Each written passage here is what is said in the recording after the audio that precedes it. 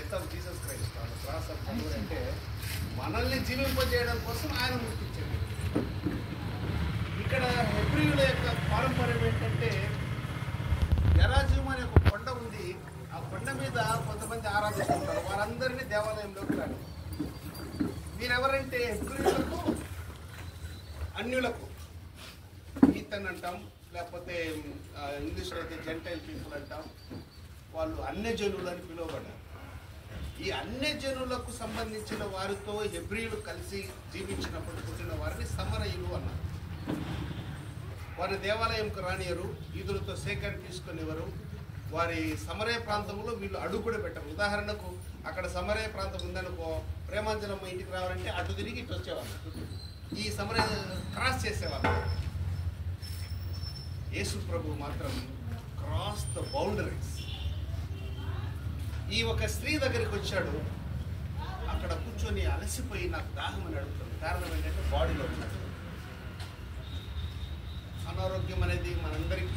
అందుకనే ప్రభు చెప్పిన మాట ఏంటంటే ఆత్మ సిద్ధంగా ఉంది కానీ శరీరం కొంచెం బలహీనమే. ఇప్పుడు షుగర్ అని, బీపీ అని కదా, చికెన్ గున్యాలని, మటన్ గున్యాలని, ఏమేమో గున్యాలు వస్తున్నాయి కదా. కూర్చుంటే లేయలేరు, లేస్తే కూర్చోలేరు. కరెక్ట్ టైంకి 1 గంట 15 నిమిషాలు అయింది నేను స్టార్ట్ చేసేసరికి. ఒకవేళ మనం 3 గంటల దాకా మన ఈ ఆరాధన కొనసాగించడం నేను నాతో పాటు అనేక మంది ఏమంటారు, బాధపడతాం. ఎందుకంటే నీరసించిపోతుంది శరీరం ఇవి దీన్ని బట్టి.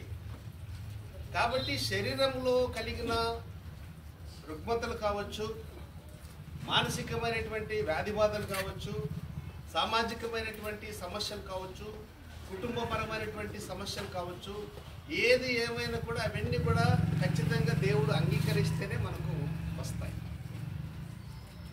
ఆయన చిత్తం. దేవా వీడు గుడ్డివాడుకు పుట్టాడు, ఎవడు కారణం? వీడిని కన్నుల్లా ఎవరు పాపం చేశారని యేసుస్వామి అడిగారు. యేసుస్వామి అన్నాడు, పాత నిబంధనలో పాపం చేస్తే కుష్ఠరోగం వచ్చింది, పాప ఫలితం రోగం అనేటువంటిది పాత నిబంధన ప్రకారం వచ్చింది. కానీ యేసుస్వామి దానికి క్లారిటీ ఇస్తూ వీడను వీడి తన తల్లిదండ్రులు నేను వీడిని బాగు చేయాలి, బాగు చేసినందుకు వాడు సాక్షిగా మార్చబడాలి, సాక్షిగా మార్చబడినందుకు ఇలా స్తుతి కూడిక పెట్టి అందరికీ చెప్పాలి దేవుని మహిమ గురించి. కనుక దేవుని మహిమపరచడానికి వీడు ఇలా చెప్పాడు. మన సంఘ సభ్యుడు ఒక ఆయన మోహన్ గారు, ప్రియ స్వప్నమ్మ, వాళ్ళ బిడ్డ మన బర్త్డే అయితే లైట్ స్కూల్లో ఏర్పాటు చేస్తున్నారు. నేను దాదాపు మనకి ఎన్నికల తర్వాత ఇది లైట్ స్కూల్ వాళ్ళకి ఏదో అక్కడికి వెళ్తే దాదాపు 28 నెలలు పూర్తిగా లైన్ రా. వాడు ఒకడు కాంగో కొడతాడు, ఒకడు కజ్జర కొడతాడు, ఒకడు ఎలుగెత్తి గేతం వేసి వాళ్ళు చూసినప్పుడు వీళ్ళ ద్వారా దేవుడికి ఎంత మహిమ కలుగుతా ఉంది. చిన్న బిడ్డలు, యవ్వన బిడ్డలు, వాళ్ళు ఈ రంగుల ప్రపంచాన్ని అస్సలే చూడలేరు. కాసేపు కరెంట్ పోయిందంటే మన బాధ కాదు, ఫిజికల్గా మెంటల్గా. ఫిజికల్ కంటే చెమట పోస్తుంది, మెంటల్ కంటే సీరియల్ అయిపోతుంది. ఎంత బాధ. కానీ వాళ్ళు ఈ ప్రపంచాన్ని చూడలేదు. స్వరం అయినా దేవుని మహిమపడుతూ నాకు డౌట్ వచ్చి అడిగినాను హెడ్ మాస్టర్ గారిని, వీళ్ళందరూ కూడా మన క్రిస్టియన్ పిల్లలు ఎలా అంటే ఒక్కరిద్దరు మాత్రమే మనం అదర్ క్యాస్ట్ వాళ్ళు. ఆ అంగవైకల్యము దేవుడు వారికి పెట్టడం ద్వారా వారి ఆత్మను మన సెయింట్ లూక్స్లో వారిని అడ్మిషన్ ఇవ్వడం ద్వారా వాళ్ళ ఆత్మను ప్రభు పెట్టడం. ఇప్పుడు సహోదరి జీవితంలో ఏంటి దేవుడి చిత్తము? లార్డ్స్ ప్రేయర్ మనందరం తెలుసు. కొంతమంది సంఘాల వాళ్ళు ఇప్పుడు ప్రభు పట్ల లేదా పర్వ పట్ల అంటే మనకు చెప్పకూడదు. అది మనం చెప్పలేదు స్వామి, ఎవరు చెప్పినాడు? శిష్యులు. బైబిల్ అంతా కొత్త నిబంధన అంతా శిష్యులకే చెప్పింది, వాళ్ళు మనం చెప్పినారు అని అంటున్నారు. ఆ మహోన్నతమైన ఆ ప్రార్థనలో దేవుడు మనకు నేర్పించింది ఏంటంటే we have to bow down hour head by your will. Thy will be done on earth as it is in heaven. హెవెన్లో నీ యొక్క చిత్తం ఎట్లా నెరవేర్చబడుతుందో గాబ్రియల్ దేవతను పోయి ఒకటి చెప్పమంటే చెప్పేస్తాడు, మికాల్ దేవతతో పోయి యుద్ధం చేస్తాడు, రఫాల్ దేవతతో వచ్చేసి వాళ్ళని ప్రేమాంజలమ్మకు స్వస్థత ఇచ్చినప్పుడు వచ్చి తాకి స్వస్థత ఇచ్చిపోతాడు. దేవుని యొక్క చిత్తం పరలోకంలో నెరవేర్చబడుతుంది, అలాగే భూమి మీద కూడా నెరవేర్చబడాలి ప్రభు. Will of God. అమ్మ, ఈరోజు నీ విషయంలో దేవుడు మేలు చేశాడు. బాగా ఉన్న మీరు హాస్పిటల్ మిమ్మల్ని చూడలేకపోయి మేము బాధేసింది, భయమేసింది. కాబట్టి వాళ్ళందరూ ప్రార్థన చేశాము. అందరూ ప్రార్థనతో, మీ కుటుంబ ప్రార్థనతో, ఈరోజు దేవునికి కృతజ్ఞతాస్తోత్రాలు చెల్లిస్తున్నాం. ఏంటి అంటే ప్రతి ఎడతెగక ప్రార్థన చేయండి, ప్రతి విషయం నందు కృతజ్ఞతాస్తుతులు చెల్లించండి. Give thanks for everything. దేవునికి కృతజ్ఞతాస్తుతులు చెల్లించండి. ప్రతి ఉదయ సాయంత్రం స్తుతికి యోగ్యం, ప్రతి గమనం, ప్రతి శ్వాస, ప్రతి నిశ్వాస స్తుతికి యోగ్యం. మన నడక, మన పడక, మన తాళంపులు, మన క్రియలు, మన యాటిట్యూడ్, మన బిహేవియర్, ఎవ్రీథింగ్ అన్నిటిని బట్టి దేవునికి కృతజ్ఞతాస్తుతులు చెల్లించాలి. ఏముంది, డబ్బు ఉంటే డాక్టర్ ఆపరేషన్ చేస్తే బాగా అనుకుంటాం. ఒక రోజుకు దాదాపు కొన్ని కోట్లు కదా బాలసుబ్రహ్మణ్యం గారు ఖర్చు పెట్టినారు. ఎక్మో ట్రీట్మెంట్ అన్నారు. నాకు బాగుంటుంది. ఎక్మో ట్రీట్మెంట్ పెట్టి ఈ తల తీసి తల కనిపించినారు ఇజ్రాయల్ అని ఈ మధ్యకాలంలో అని అంత టెక్నాలజీ ఉన్నప్పుడు పల్మనాలజీలో ఊపిరి తీసి ఊపిరి తీయచ్చు. But everything going on in our lives, in our bodies, in our families, by the will of God. అమ్మా, నీ విషయంలో ఏంటి దేవుని చిత్తం అంటే ప్రతి విషయంలో దేవునికి కృతజ్ఞతాస్తుతులు చెల్లించాలా. కృతజ్ఞతాస్తుతులు చెల్లించడం దేవుని యొక్క చిత్తం. అలా చెల్లించకపోతే దేవుడు వారిని పిలిచి వాళ్ళని సాక్షులు ఏర్పాటు చేస్తాడు. ఒక ఉదాహరణకు అమ్మ లాంటి అమ్మ కాకుండా ఒక ఆమె పాపం, మరి ఆమె సిగ్గుందో తెలియదు, భయం ఉందో తెలియదు, బిడియముందో మన బైబిల్ గ్రంథంలో 12 సంవత్సరాలుగా రక్తస్రావంకు బాధపడతాం. రక్తము ఈజ్ ఈక్వల్ జీవం, ప్రాణం. జీవం సార్ ముందుకు రండి. జీవము కోల్పోతుంది. ప్రతిరోజు తన జీవాన్ని కోల్పోతున్నప్పుడు ఆమె she is very near to the death, చనిపోయే స్థితి. శుభకార్యాలకు ఎవరు పిలిచేవారు కాదు, శక్తి లేదు, రక్తమంతా కోల్పోయింది. అందుకే మా అమ్మ 93 సంవత్సరాలు చనిపోక ముందు వీళ్ళందరి గురించి మరి 5వ తరగతిలో నేర్పున్నారంట. వాళ్ళ సారంలో పడతా ఉంటారు. ధరణిలు అని ధనములెల్లా ధరణి గల వైద్యులకు వెచ్చించాను, నమ్మితి నజరేయ నాదుడా, నేను నమ్మినానయ్యా, నీ స్వరము నీ స్పర్శ నాకు కావాలా, నమ్మినాను ప్రభువా, ఎన్నో తిప్పలు పడి అని ఈ డాక్టర్స్ వైద్య పరిభాషలో రాస్తాడు.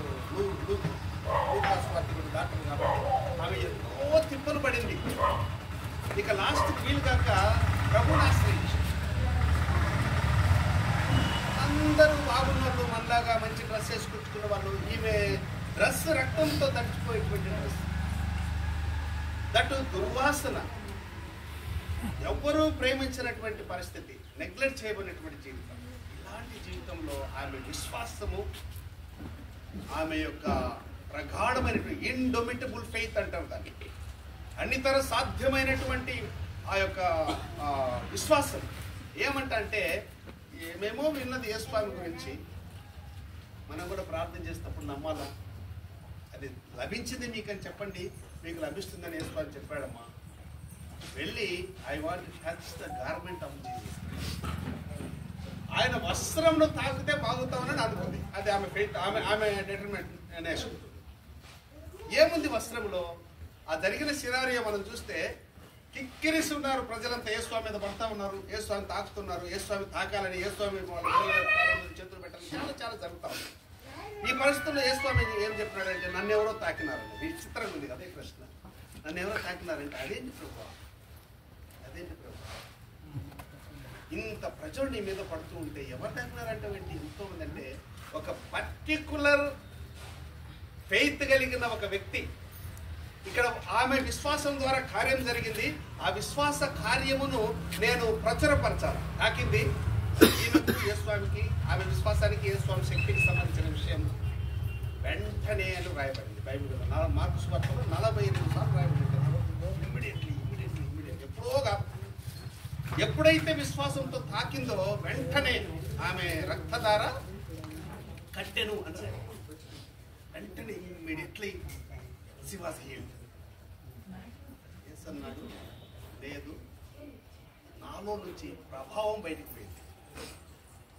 My power, my glory, my influence, my the power of healing, అది ఎవరినో తాకింది. నేను తెలుసు ఎవరు తాకిందో తెలుసు, ఆమెకి ఏమైందో తెలుసు. కానీ ఆమె తాకిన తర్వాత ఏమనుకుందంటే, అమ్మయ్య దేవుని స్తోత్రం, శరీరంలో తెలిసిపోయింది, ఇక దేవుని స్తోత్రం అనుకుంది. బయట ఎందుకు చెప్పాలా, అందరికీ సాక్ష్యం ఎందుకు చెప్పాలా, థ్యాంక్స్ గివింగ్ ప్రేయర్ ఎందుకు పెట్టాలా, ఆటోలో ఎన్ని బకెట్లను ఎందుకు దించాలా అని అనుకున్నది. కానీ ఆమెను దించేటట్లు చేసినాడు దేవుడు. ఎందుకంటే you are the witnesser of God's acts. That's why you have to glorify the name of God by your healing. నువ్వు పొందిన స్వస్థత కావచ్చు, నువ్వు పొందిన మేలుడు కావచ్చు, నువ్వు పొందిన ప్రతి ఆశీర్వాదం కావచ్చు, వాటన్నిటినీ చెప్పాలి. అందుకే 65వ సంకీర్తనలో చెప్తాడు, 66వ సంకీర్తన 5వ వచనంలో, నా ఎడల దేవుడు చేసిన కార్యములు గొప్ప కార్యములు, దొడ్డ కార్యములు, వాటిని మీకు వివరిస్తాను, రండి నేను వాటిని మీకు చెప్తానంటాడు. ఏ స్వామి ఆ ప్రభావం బయట వెళ్ళిందంటే ఆయన వస్త్రంకు దీనికి ఏమైనా సంబంధం ఉందా? ఏంటి ఏ స్వామి వస్త్రం? చర్చలు కూడా నేను అనేక సార్లు చెప్పాను. ఒక ఆవిడ కర్నూలులో మేము పనిచేసేటప్పుడు, బాబు మీకు క్యాసెక్ ఇస్తా బాబు అంటే, అమ్మ క్యాసెక్ మాత్రం మామూలు డ్రెస్సు తక్కువ తెచ్చినా పర్లేదు, కానీ క్యాసెక్ కొంచెం కష్టమమ్మా, రేట్ ఎక్కువైతమ్మా. పర్లేదు బాబు, నేను ఒక్కరి నుండి మన అనిల్ బాబు, వరప్రసాద్ బాబు నా దగ్గర ఉన్నాను, ఆ ముగ్గురికి ఇస్తా బాబు. రేమాండ్ తీసుకెళ్ళాను కర్నూలు. నాకు భయం వేస్తుంది, పైగా నేను ఇప్పుడు కూడా అట్లా అడిగే మనస్తత్వం కాదు. ఆమెమో వేలు చేపిస్తా ఉంది మీటర్, మీరే సెట్ చేసుకోమంటే 950 రూపాయలు ఒక మీటర్, అది సెట్ తీసింది. 7 మీటర్లు అయితే నేను చెప్పుకుంటే అది అది అది ఆ క్యాసెట్ వేసుకున్నప్పుడల్లా నాకు ఆ యొక్క గుర్తొస్తుంది. ఇప్పుడు ఏ స్వామి డ్రెస్ ఏంటి? మనం ఈ ఆరాధనకు రావడానికి బీరువా తెచ్చుకున్నప్పుడు సెలెక్ట్ చేసుకున్నాం, ఏదో శారీ, ఏదో సెట్, ఏదో కట్టుకోవాలని కదా, అంతే కదా. మరి ఏ స్వామి సెట్ ఏంటి? టెరికాటనా, మాన్స్టరా, లెనిన్ కాటనా, ఏమది? బైబిల్లో ఆయన వస్త్రం గురించి రాయబడింది. 104వ కీర్తన 7వ వచనం, 2వ వచనం చదవండి. ఏంటంటే ఆయన వస్త్రం, God where the light like garment. ఆ మహోన్నతమైన వెలుగునే ఆయన వస్త్రంగా కప్పుకున్నాడు. ఇప్పుడు ఆమె వస్త్రాన్ని తాకిందంటే దేని తాకింది తల్లి? యేసు ప్రభు యొక్క వెలుగును ముట్టినావు. That's why you are very ఏమంటాం, చాలా శీఘ్రం కట్టిన దేవుడు. తర్వాత చదువు తీసుకున్నాం.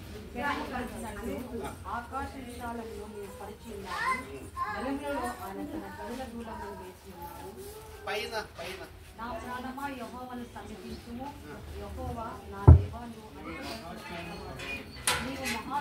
మహాత్మ్యమును అంటే గ్లోరీ అండ్ ప్రభావమును ధరించుకొని ఉన్నావు. ఇప్పుడు ఈమె ఏం తాకింది? వస్త్రాన్ని తాకింది. వస్త్రాన్ని అంటే ఏం వస్త్రం? వేసుకో వస్త్రం, ప్రభావం, వెలుగు ఆయన వస్త్రం, మహాత్మ్యము ఆయన వస్త్రం, ఆ ప్రభావం ఆయన వస్త్రం. కనుక ఆ వస్త్రాన్ని తాకితే నాలో నుంచి ప్రభావం బయటికి వెళ్ళిపోయింది అన్నాడు యేసు. ఆ ప్రభావమును తాకింది. ఆయన ప్రభావము స్వస్థపరచగలదు. ఆయన ప్రభావము ఆ మనిషికి శక్తినివ్వగలదు, అన్నార్థులకు తృప్తినివ్వగలదు, ఆ త్రోసివేయబడిన వారికి ఆదరణ ఇవ్వగలదు, దీనులకు లేవనెత్తి సింహాసనం ఇవ్వగలదు. ఆయన ప్రభావం తాకితే వెంటనే ఆయన ఇప్పుడు ఏం చేయాలి? ఆమె బయటికి రావాలి. ఇక్కడంటే ప్రేమాంతరం వచ్చింది, అక్కడ రావాలి. అప్పుడు ఎవరో నన్ను తాకినారు, వాళ్ళకి బాగా ఏంటంటే ఆమె ప్రభు, దిస్ ఈజ్ మై సిచ్యువేషన్, నేను నీకు స్థితులు చేస్తున్నాను, నేను నీకు